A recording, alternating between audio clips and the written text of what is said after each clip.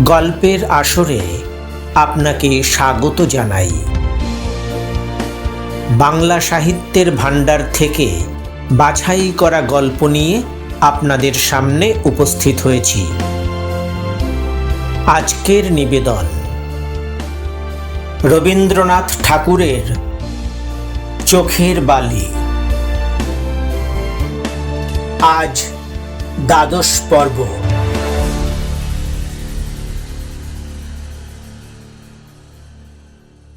রাত্রেই মহেন্দ্র শয্যা ছাড়িয়া গেছে শুনিয়া রাজলক্ষ্মী বধূর প্রতি অত্যন্ত রাগ করিলেন। মনে করিলেন আশার লাঞ্ছনাতেই মহেন্দ্র চলিয়া গেছে। রাজলক্ষ্মী আশাকে জিজ্ঞাসা করিলেন, মহেন্দ্র কাল রাত্রে চলিয়া গেল কেন? আশা মুখ নিচু করিয়া বলিল, জানি না মা। রাজলক্ষ্মী ভাবিলেন এটাও অভিমানের কথা। বিরক্ত হইয়া কহিলেন, তুমি জানো না তো কে জানিবে? তাহাকে কিছু বলিয়াছিলে? আশা কেবলমাত্র বলিল, না।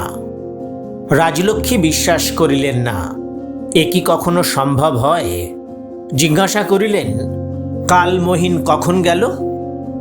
আশা সংকুচিত হইয়া কহিল, জানি না। রাজলক্ষ্মী অত্যন্ত রাগিয়া উঠিয়া কহিলেন, তুমি কিছুই জানো না, কচি খুকি, সব তোমার চালাকি। আশারই আচরণে ও স্বভাব দোষেই যে মহেন্দ্র গৃহত্যাগী হইয়াছে, এ মতও রাজলক্ষ্মী তীব্র স্বরে ঘোষণা করিয়া দিলেন। আশা নতমস্তকে সেই ভর্ৎসনা বহন করিয়া নিজের ঘরে গিয়া কাঁদিতে লাগিল। সে মনে মনে ভাবিল, কেন যে আমাকে আমার স্বামী একদিন ভালোবাসিয়াছিলেন তাহা আমি জানি না, এবং কেমন করিয়া যে তাহার ভালোবাসা ফিরিয়া পাইব তাহাও আমি বলিতে পারি না। যে লোক ভালোবাসে তাহাকে কেমন করিয়া খুশি করিতে হয় তাহা হৃদয় আপনি বলিয়া দেয়, কিন্তু যে ভালোবাসে না তাহার মন কি করিয়া পাইতে হয় আশা তাহার কি জানে?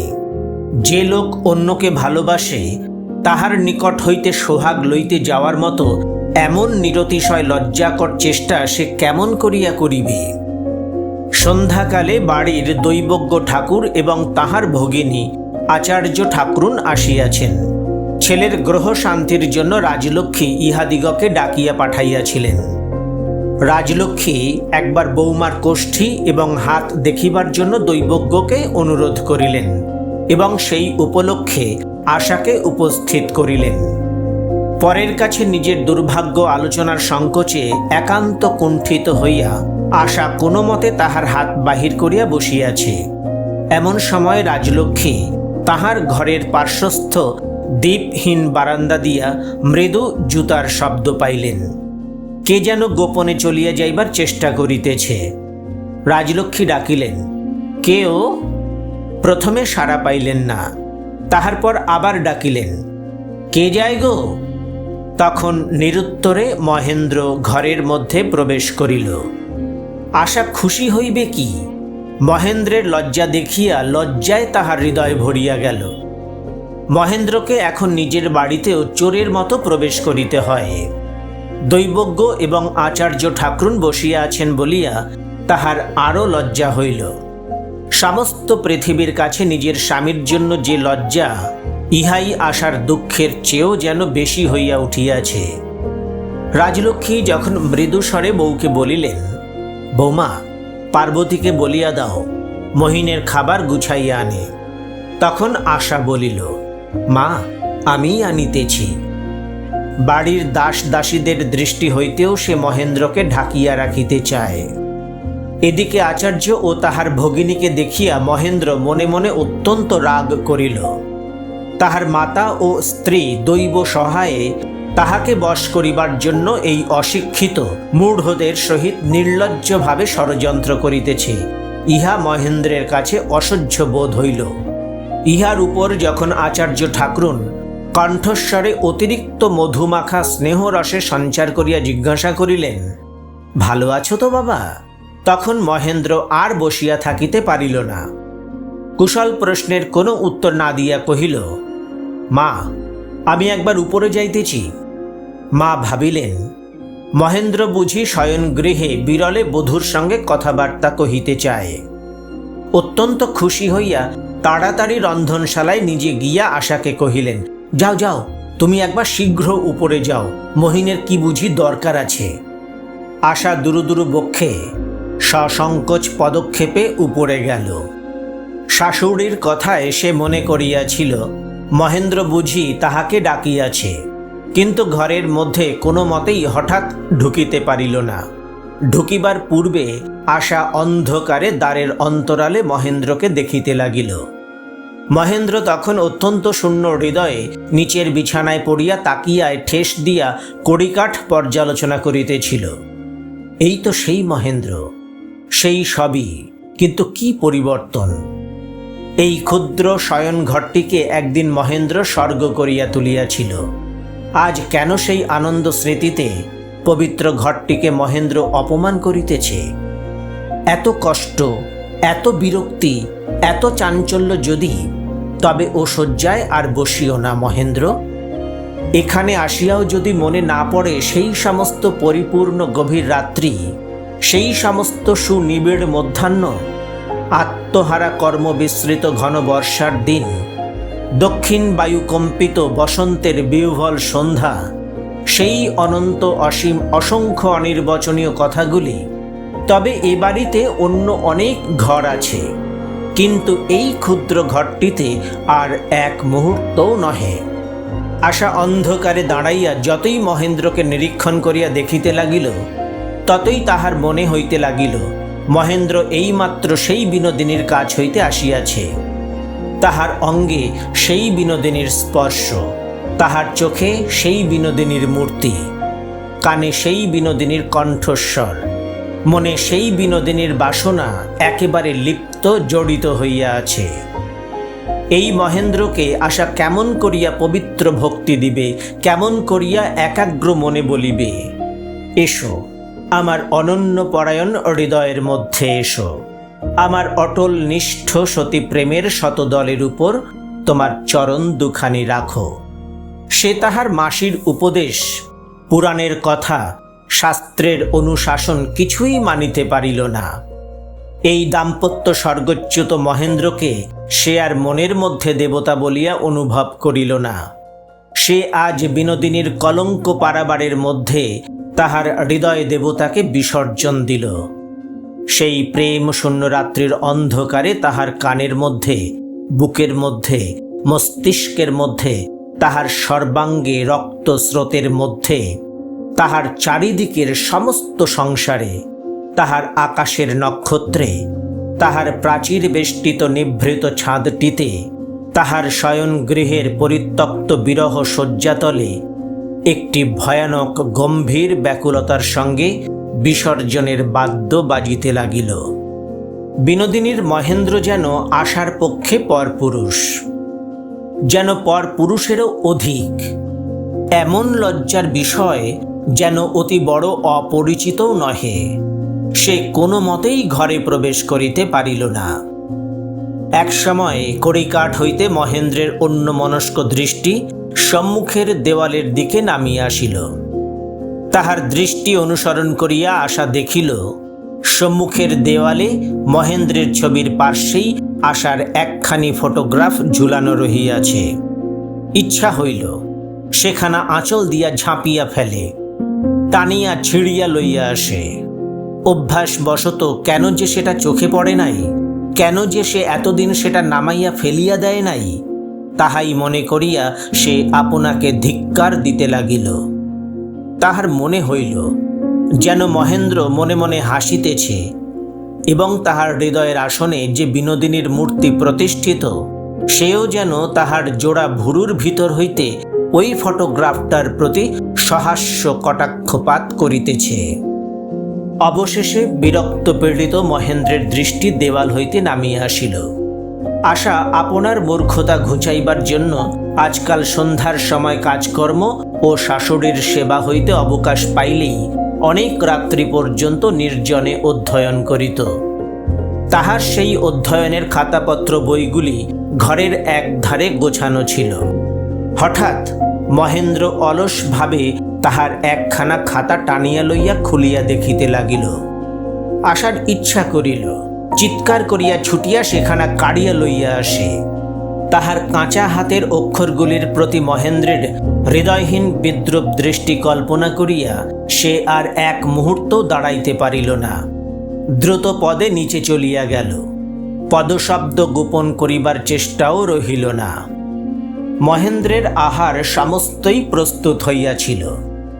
রাজলক্ষ্মী মনে করিতেছিলেন মহেন্দ্র বৌমার সঙ্গে রহস্যালাপে প্রবৃত্ত আছে, সেই জন্য খাবার লইয়া গিয়া মাঝখানে ভঙ্গ দিতে তাহার প্রবৃত্তি হইতেছিল না। আশাকে নিচে আসিতে দেখিয়া তিনি ভোজনস্থলে আহার লইয়া মহেন্দ্রকে খবর দিলেন। মহেন্দ্র খাইতে উঠিবা মাত্র আশা ঘরের মধ্যে ছুটিয়া গিয়া নিজের ছবিখানা ছিঁড়িয়া লইয়া ছাদের প্রাচীর ডিঙাইয়া ফেলিয়া দিল এবং তাহার খাতাপত্রগুলা তাড়াতাড়ি তুলিয়া লইয়া গেল। আহারান্তে মহেন্দ্র শয়ন গৃহে আসিয়া বসিল। রাজলক্ষ্মী বধূকে কাছাকাছি কোথাও খুঁজিয়া পাইলেন না। অবশেষে একতলা রন্ধনশালায় আসিয়া দেখিলেন আশা তাহার জন্য দুধ জাল দিতেছে। কোনো আবশ্যক ছিল না, কারণ যে দাসী রাজলক্ষ্মীর রাত্রের দুধ প্রতিদিন জাল দিয়া থাকে সে নিকটেই ছিল এবং আশার এই অকারণ উৎসাহে আপত্তি প্রকাশ করিতেছিল। বিশুদ্ধ জলের দ্বারা পূরণ করিয়া দুধের যে অংশটুকু সে হরণ করিত সেটুকু আজ ব্যর্থ হইবার সম্ভাবনায় সে মনে মনে ব্যাকুল হইতেছিল। রাজলক্ষ্মী কহিলেন, এ কি বৌমা, এখানে কেন? যাও, উপরে যাও। আশা উপরে গিয়া তাহার শাশুড়ির ঘর আশ্রয় করিল। রাজলক্ষ্মী বধূর ব্যবহারে বিরক্ত হইলেন। ভাবিলেন, যদি বা মহেন্দ্র মায়াবিনীর মায়া কাটাইয়া ক্ষণকালের জন্য বাড়ি আসিল, বউ রাগারাগি মান অভিমান করিয়া আবার তাহাকে বাড়ি ছাড়া করিবার চেষ্টায় আছে। বিনোদিনীর ফাঁদে মহেন্দ্র যে ধরা পড়িল সে তো আশারই দোষ। পুরুষ মানুষ তো স্বভাবতই বিপথে যাইবার জন্য প্রস্তুত। স্ত্রীর কর্তব্য তাহাকে ছলে বলে কৌশলে সিধা পথে রাখা। রাজলক্ষ্মী তীব্র ভর্ৎসনার স্বরে কহিলেন, তোমার এ কিরকম ব্যবহার বৌমা? তোমার ভাগ্যক্রমে স্বামী যদি ঘরে আসিলেন, তুমি মুখ হাঁড়িপানা করিয়া অমন কোণে কোণে লুকাইয়া বেড়াইতেছ কেন? আশা নিজেকে অপরাধিনী জ্ঞান করিয়া অঙ্কুশাহত চিত্তে উপরে চলিয়া গেল এবং মনকে দ্বিধা করিবার অবকাশ মাত্র না দিয়া এক নিঃশ্বাসে ঘরের মধ্যে গিয়া উপস্থিত হইল। 10টা বাজিয়া গেছে। মহেন্দ্র ঠিক সেই সময় বিছানার সম্মুখে দাঁড়াইয়া অনাবশ্যক দীর্ঘকাল ধরিয়া চিন্তিত মুখে মশারি ঝাড়িতেছে। বিনোদিনীর উপরে তাহার মনে একটা তীব্র অভিমানের উদয় হইয়াছে।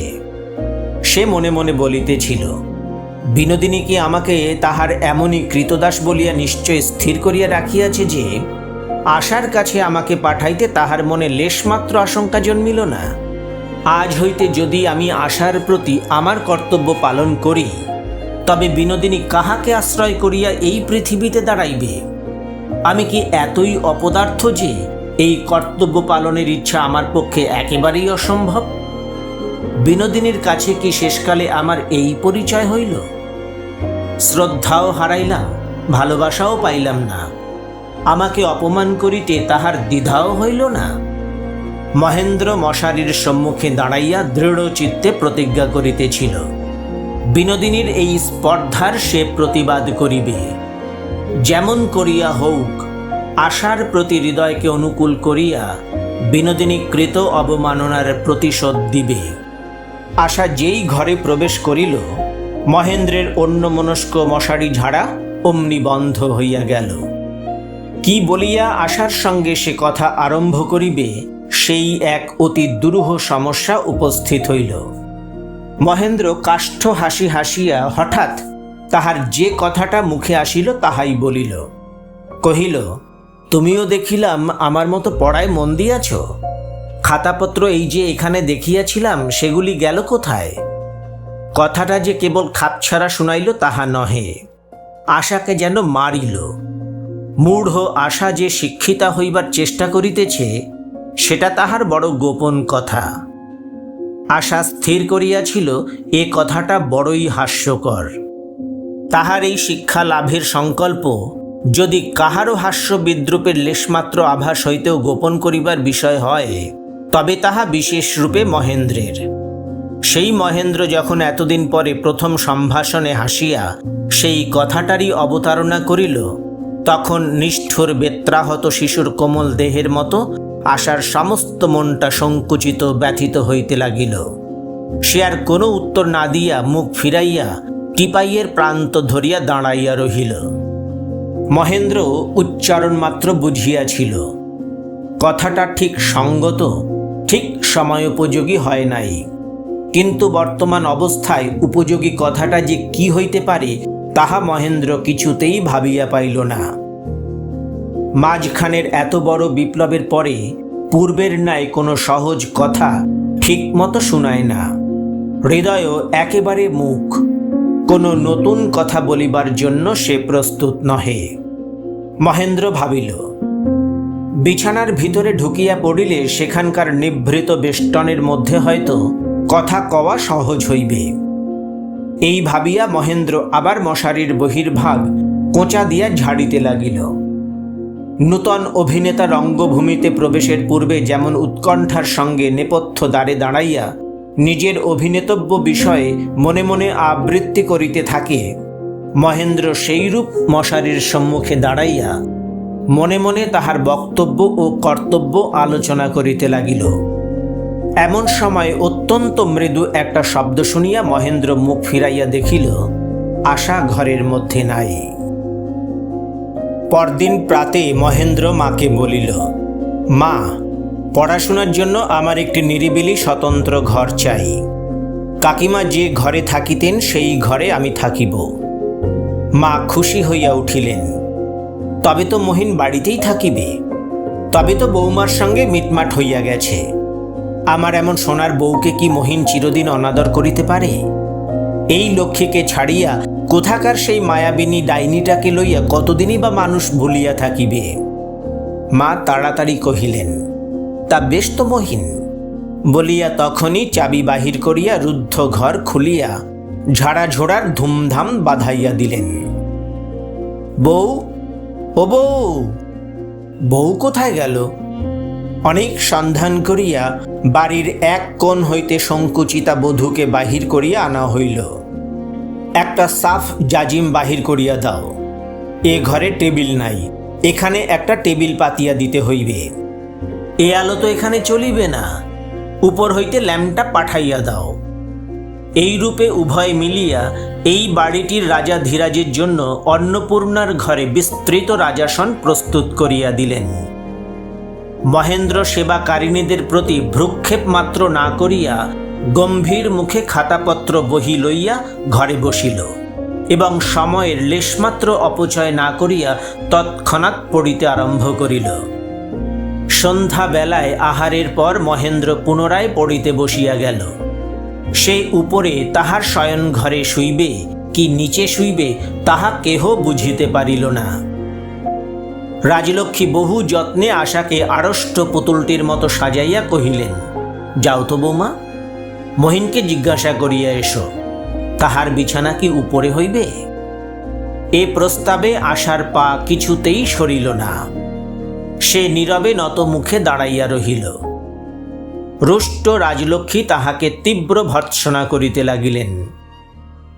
আশা বহু কষ্টে ধীরে ধীরে দ্বারের কাছে গেল, কিছুতেই আর অগ্রসর হইতে পারিল না। রাজলক্ষ্মী দূর হইতে বধূর এই ব্যবহার দেখিয়া বারান্দার প্রান্তে দাঁড়াইয়া ক্রুদ্ধ ইঙ্গিত করিতে লাগিলেন। আশা মরিয়া হইয়া ঘরের মধ্যে ঢুকিয়া পড়িল। মহেন্দ্র পশ্চাতে পদশব্দ শুনিয়া বই হইতে মাথা না তুলিয়া কহিল, এখনো আমার দেরি আছে, আবার কাল ভোরে উঠিয়া পড়িতে হইবে, আমি এইখানেই শুইব। কি লজ্জা! আশা কি মহেন্দ্রকে উপরের ঘরে শুইতে যাইবার জন্য সাধিতে আসিয়াছিল? ঘর হইতে সে বাহির হইতেই রাজলক্ষ্মী বিরক্তির স্বরে জিজ্ঞাসা করিলেন, কি হইল কি? আশা কহিল, তিনি এখন পড়িতেছেন, নিচেই শুইবেন, বলিয়া সে নিজের অপমানিত শয়ন গৃহে আসিয়া প্রবেশ করিল। কোথাও তাহার সুখ নাই। সমস্ত পৃথিবী সর্বত্রই যেন মধ্যাহ্নের মরু ভূতলের মতো তপ্ত হইয়া উঠিয়াছে।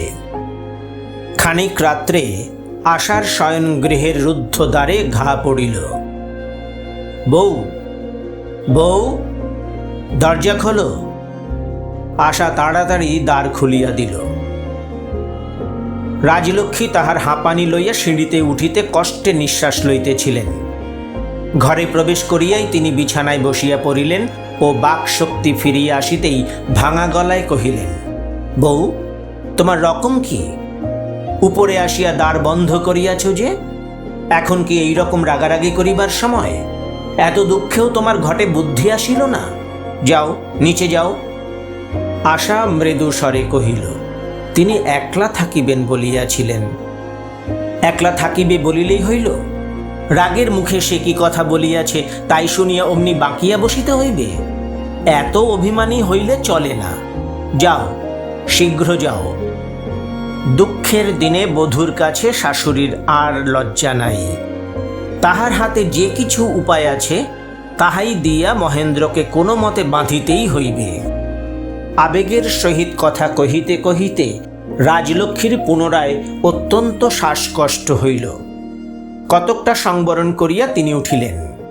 আশাও বিরক্তি না করিয়া তাহাকে ধরিয়া লইয়া নিচে চলিল।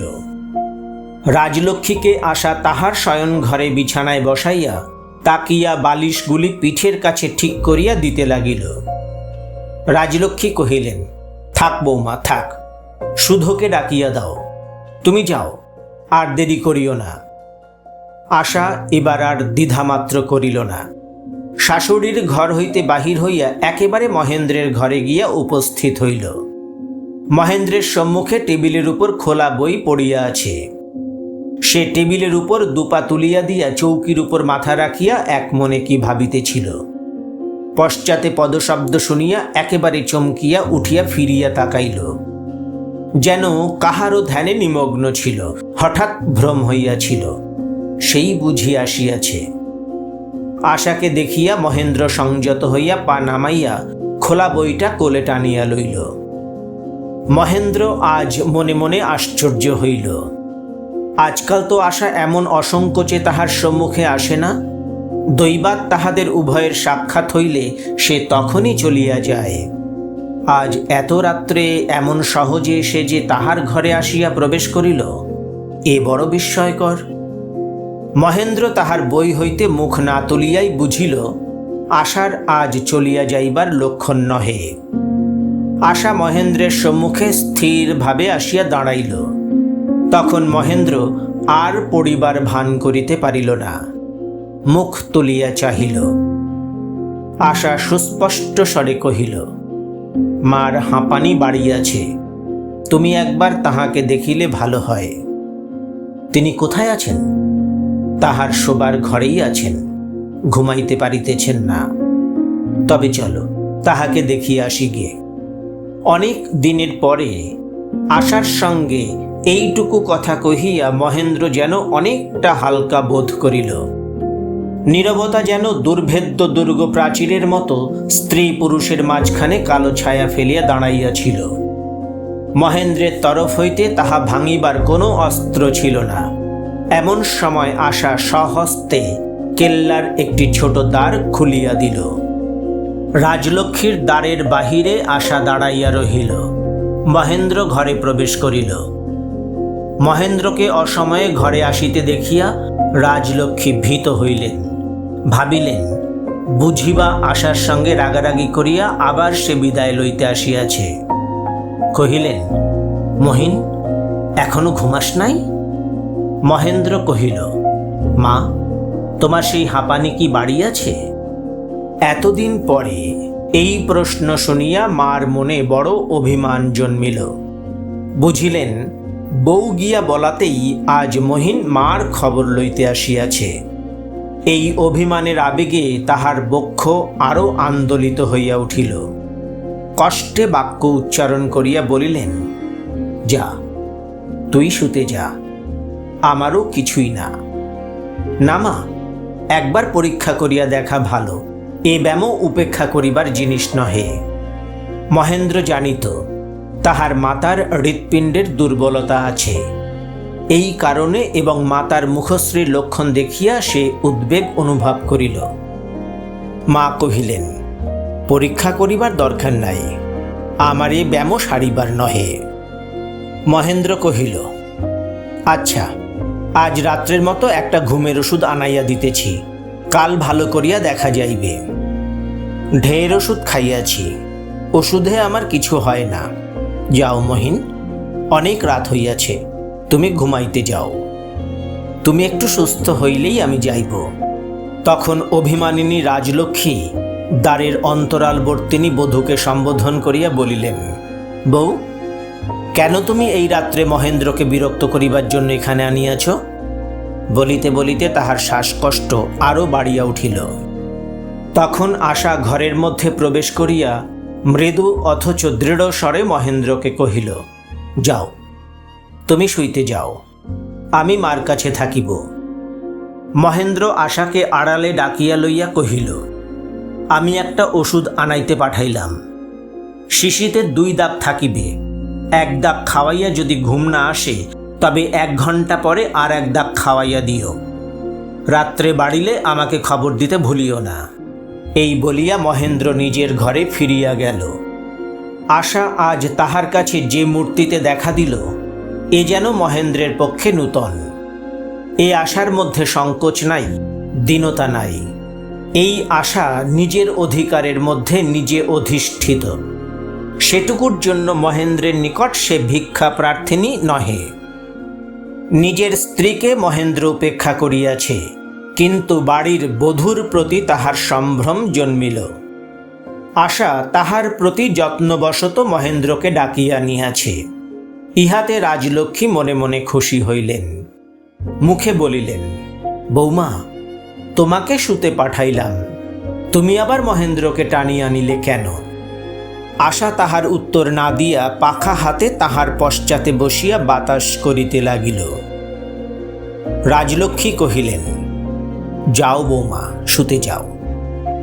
আশা মৃদু স্বরে কহিল, আমাকে এইখানে বসিতে বলিয়া গেছেন। আশা জানিত মহেন্দ্র মাতার সেবায় তাহাকে নিয়োগ করিয়া গেছে, এ খবরে রাজলক্ষ্মী খুশি হইবেন। রাজলক্ষ্মী যখন স্পষ্টই দেখিলেন আশা মহেন্দ্রের মন বাঁধিতে পারিতেছে না, তখন তাহার মনে হইল, অন্তত আমার ব্যাম উপলক্ষ করিয়াও যদি মহেন্দ্রকে থাকিতে হয় সেও ভালো। তাহার ভয় হইতে লাগিল, পাছে তাহার অসুখ একেবারে সারিয়া যায়। আশাকে ভাড়াইয়া ওষুধ তিনি ফেলিয়া দিতে আরম্ভ করিলেন। অন্যমনস্ক মহেন্দ্র বড় একটা খেয়াল করিত না, কিন্তু আশা দেখিতে পাইত রাজলক্ষ্মীর রোগ কিছুই কমিতেছে না, বরঞ্চ যেন বাড়িতেছে। আশা ভাবিত মহেন্দ্র যথেষ্ট যত্ন ও চিন্তা করিয়া ঔষধ নির্বাচন করিতেছে না। মহেন্দ্রের মন এতই উদ্ভ্রান্ত যে মাতার পীড়াও তাহাকে চেতাইয়া তুলিতে পারিতেছে না। মহেন্দ্রের এত বড় দুর্গতিতে আশা তাহাকে মনে মনে ধিক্কার না দিয়া থাকিতে পারিল না। একদিকে নষ্ট হইলে মানুষ কি সকল দিকেই এমনি করিয়া নষ্ট হয়? একদিন সন্ধ্যাকালে রোগের কষ্টের সময় রাজলক্ষ্মীর বিহারীকে মনে পড়িয়া গেল। কতদিন বিহারী আসে নাই তাহার ঠিক নাই। আশাকে জিজ্ঞাসা করিলেন, বৌমা, বিহারী এখন কোথায় আছে জানো? আশা বুঝিতে পারিল চিরকাল রোগ তাপের সময় বিহারী মার সেবা করিয়া আসিয়াছে, তাই কষ্টের সময় বিহারীকেই মাতার মনে পড়িতেছে। হায়, এই সংসারের অটল নির্ভর সেই চিরকালের বিহারীও দূর হইল। বিহারী ঠাকুরপো থাকিলে এই দুঃসময়ে মার যত্ন হইত। ইহার মতো তিনি হৃদয়হীন নহেন। আশার হৃদয় হইতে দীর্ঘ নিঃশ্বাস পড়িল। রাজলক্ষ্মী বলিলেন, বিহারীর সঙ্গে মহিন বুঝি ঝগড়া করিয়াছে? বড় অন্যায় করিয়াছে বৌমা। তাহার মতো এমন হিতাকাঙ্ক্ষী বন্ধু মহিনের আর কেহ নাই। বলিতে বলিতে তাহার 2 চক্ষুর কোণে অশ্রু জল জড়ো হইল। একে একে আশার অনেক কথা মনে পড়িল। অন্ধ মূঢ় আশাকে যথাসময়ে সতর্ক করিবার জন্য বিহারী কত রূপে কত চেষ্টা করিয়াছে, কিন্তু সেই চেষ্টার ফলে সে ক্রমশই আশার অপ্রিয় হইয়া উঠিয়াছে। সেই কথা মনে করিয়া আজ আশা মনে মনে নিজেকে তীব্রভাবে অপমান করিতে লাগিল। একমাত্র সুহৃদকে লাঞ্ছিত করিয়া একমাত্র শত্রুকে যে বক্ষে টানিয়া লয়, বিধাতা সেই কৃতঘ্ন মূর্খকে কেন শাস্তি দিবেন না? ভগ্ন হৃদয় বিহারী যে নিঃশ্বাস ফেলিয়া এ ঘর হইতে বিদায় হইয়া গেছে, সে নিঃশ্বাস কি এ ঘরকে লাগিবে না? আবার অনেকক্ষণ চিন্তিত মুখে স্থির থাকিয়া রাজলক্ষ্মী হঠাৎ বলিয়া উঠিলেন, বৌমা, বিহারী যদি থাকিত তবে এই দুর্দিনে সে আমাদের রক্ষা করিতে পারিত, এতদূর পর্যন্ত গড়াইতে পাইত না। আশা নিস্তব্ধ হইয়া ভাবিতে লাগিল। রাজলক্ষ্মী নিঃশ্বাস ফেলিয়া বলিলেন, সে যদি খবর পায় আমার ব্যামো হইয়াছে, তবে সে না আসিয়া থাকিতে পারিবে না। আশা বুঝিল রাজলক্ষ্মীর ইচ্ছা বিহারী এই খবরটা পায়। বিহারীর অভাবে তিনি আজকাল একেবারে নিরাশ্রয় হইয়া পড়িয়াছেন। ঘরের আলো নিবাইয়া দিয়া মহেন্দ্র জ্যোৎস্নায় জানলার কাছে চুপ করিয়া দাঁড়াইয়াছিল। পড়িতে আর ভালো লাগে না, গৃহে কোনো সুখ নাই। যাহারা পরমাত্মীয়, তাহাদের সঙ্গে সহজ ভাবের সম্বন্ধ দূর হইয়া গেলে তাহাদিগকে পরের মতো অনায়াসে ফেলিয়া দেওয়া যায় না, আবার প্রিয়জনের মতো অনায়াসে তাহাদিগকে গ্রহণ করা যায় না। তাহাদের সেই অত্যাজ্য আত্মীয়তা অহরহ অসহ্য ভারের মতো বক্ষে চাপিয়া থাকে। মার সম্মুখে যাইতে মহেন্দ্রের ইচ্ছা হয় না। তিনি হঠাৎ মহেন্দ্রকে কাছে আসিতে দেখিলেই এমন একটা শঙ্কিত উদ্বেগের সহিত তাহার মুখের দিকে চান যে মহেন্দ্রকে তাহা আঘাত করে। আশা কোনো উপলক্ষে কাছে আসিলে তাহার সঙ্গে কথা কহাও কঠিন হয়, চুপ করিয়া থাকাও কষ্টকর হইয়া ওঠে। এমন করিয়া দিন আর কাটিতে চাহে না। মহেন্দ্র দৃঢ় প্রতিজ্ঞা করিয়াছিল, অন্তত 7 দিন সে বিনোদিনীর সঙ্গে একেবারেই দেখা করিবে না। আরও 2 দিন বাকি আছে, কেমন করিয়া সে 2 দিন কাটিবে? মহেন্দ্র পশ্চাতে পদশব্দ শুনিল, বুঝিল আশা ঘরে প্রবেশ করিয়াছে। যেন শুনিতে পায় নাই, এই ভান করিয়া স্থির হইয়া দাঁড়াইয়া রহিল। আশা সে ভানটুকু বুঝিতে পারিল, তবু ঘর হইতে চলিয়া গেল না। পশ্চাতে দাঁড়াইয়া কহিল, একটা কথা আছে, সেইটে বলিয়াই আমি যাইতেছি। মহেন্দ্র ফিরিয়া কহিল, যাইতে হইবে কেন? একটু বসই না। আশা এই ভদ্রতাটুকুতে কান না দিয়া স্থির দাঁড়াইয়া কহিল, বিহারী ঠাকুরপোকে মার অসুখের খবর দেওয়া উচিত। বিহারীর নাম শুনিয়াই মহেন্দ্রের গভীর হৃদয় ক্ষতে ঘা পড়িল। নিজেকে একটুখানি সামলাইয়া লইয়া কহিল, কেন উচিত? আমার চিকিৎসায় বুঝি বিশ্বাস হয় না? মহেন্দ্র মাতার চিকিৎসায় যথোচিত যত্ন করিতেছে না। এই ভর্ৎসনায় আশার হৃদয় পরিপূর্ণ হইয়াছিল, তাই তাহার মুখ দিয়া বাহির হইল, কই, মার ব্যামো তো কিছুই ভালো হয় নাই, দিনে দিনে আরও যেন বাড়িয়া উঠিতেছে। এই সামান্য কথাটার ভিতরকার উত্তাপ মহেন্দ্র বুঝিতে পারিল। এমন গূঢ় ভর্ৎসনা আশা আর কখনোই মহেন্দ্রকে করে নাই। মহেন্দ্র নিজের অহংকারে আহত হইয়া বিস্মিত বিদ্রূপের সহিত কহিল, তোমার কাছে ডাক্তারি শিখিতে হইবে দেখিতেছি। আশা এই বিদ্রূপে তাহার পুঞ্জীভূত বেদনার উপরে হঠাৎ অপ্রত্যাশিত আঘাত পাইল। তাহার উপরে ঘর অন্ধকার ছিল, তাই সেই চিরকালের নিরুত্তর আশা আজ অসংকোচে উদ্দীপ্ত তেজের সহিত বলিয়া উঠিল, ডাক্তারি না শেখো, মাকে যত্ন করা শিখিতে পারো। আশার কাছে এমন জবাব পাইয়া মহেন্দ্রের বিস্ময়ের সীমা রহিল না। এই অনভ্যস্ত তীব্র বাক্যে মহেন্দ্র নিষ্ঠুর হইয়া উঠিল, কহিল, তোমার বিহারী ঠাকুরপোকে কেন এই বাড়িতে আসিতে নিষেধ করিয়াছি তাহা তো তুমি জানো, আবার তাহাকে স্মরণ করিয়াছ বুঝি? আশা দ্রুত পদে ঘর হইতে চলিয়া গেল। লজ্জার ঝড়ে যেন তাহাকে ঠেলিয়া লইয়া গেল। লজ্জা তাহার নিজের জন্য নহে, অপরাধে যে ব্যক্তি মগ্ন হইয়া আছে সে এমন অন্যায় অপবাদ মুখে উচ্চারণ করিতে পারে। এত বড় নির্লজ্জতাকে পর্বত প্রমাণ লজ্জা দিয়াও ঢাকা যায় না। আশা চলিয়া গেলেই মহেন্দ্র নিজের সম্পূর্ণ পরাভব অনুভব করিতে পারিল। আশা যে কোনো কালে কোনো অবস্থাতেই মহেন্দ্রকে এমন ধিক্কার করিতে পারে তাহা মহেন্দ্র কল্পনাও করিতে পারে নাই। মহেন্দ্র দেখিল যেখানে তাহার সিংহাসন ছিল সেখানে সে ধুলায় লুটাইতেছে। এতদিন পরে তাহার আশঙ্কা হইল পাছে আশার বেদনা ঘৃণায় পরিণত হয়। ওদিকে বিহারীর কথা মনে আসিতেই বিনোদিনীর সম্বন্ধে চিন্তা তাহাকে অধীর করিয়া তুলিল। বিহারী পশ্চিম হইতে ফিরিয়াছে কিনা কে জানে। ইতিমধ্যে বিনোদিনী তাহার ঠিকানা জানিতেও পারে। বিনোদিনীর সঙ্গে বিহারীর দেখা হওয়াও অসম্ভব নহে। মহেন্দ্রের আর প্রতিজ্ঞা রক্ষা হয় না। রাত্রে রাজলক্ষ্মীর বক্ষের কষ্ট বাড়িল। তিনি আর থাকিতে না পারিয়া নিজেই মহেন্দ্রকে ডাকিয়া পাঠাইলেন। কষ্টে বাক্য উচ্চারণ করিয়া কহিলেন, মহিন, বিহারীকে আমার বড় দেখিতে ইচ্ছা হয়। অনেক দিন সে আসে নাই। আশা শাশুড়িকে বাতাস করিতেছিল, সে মুখ নিচু করিয়া রহিল। মহেন্দ্র কহিল, সে এখানে নাই, পশ্চিমে কোথায় চলিয়া গিয়াছে।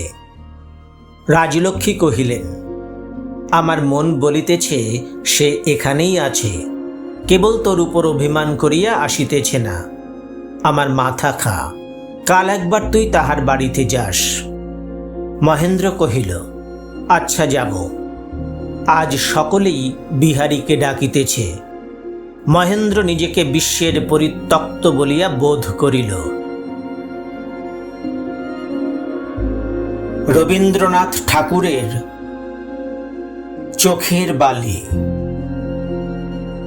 আজ শুনলেন দ্বাদশ পর্ব।